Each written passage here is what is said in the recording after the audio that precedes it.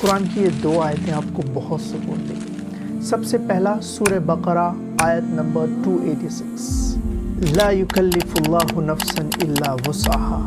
अल्लाह कभी भी किसी शख्स को उसकी ताकत से ज़्यादा का मुकल्लफ नहीं बनाते। इसका मतलब हम कैपेबल हैं अपनी परेशानियों से बाहर आने के लिए। और दूसरी आयत, फ़इन्न मअल उस्रि युस्रा, इन्न मअल उस्रि युस्रा।